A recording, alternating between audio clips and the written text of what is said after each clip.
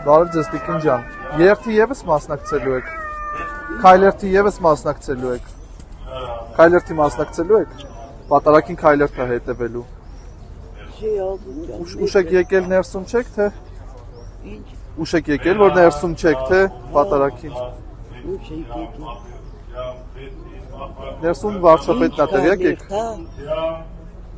օրվան նվիրված ավանդական քայլերթ է, ներսում վարչապետ Փաշինյանն է տեղյակ եք, եկեղեցու ներսում։ Հիմա, ահա, ներսում։ Այս եկեղեցում օրինակ մի քանի անգամ վարչապետի ներկայությամբ Վեհափառ Հայրապետի անունը չի հնչել։ Ոնց եք վերաբերվում դրան։ Նորմալ է ձեզ համար։ Չգիտեմ, դες բանը մի հարցում եմ։ Լավ, լավ։ Ես նա դրակոնության,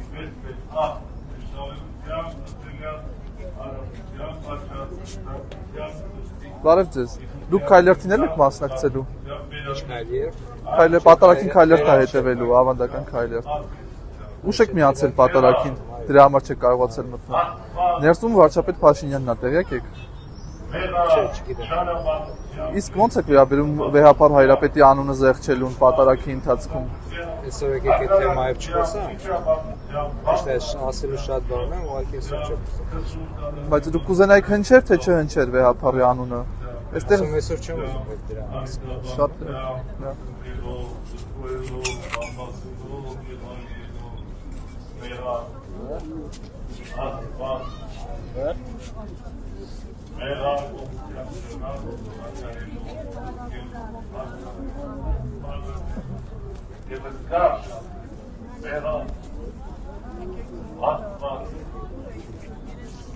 Մենա ամենայն հոդվածում շնորհակալ եմ ամենայն անդամով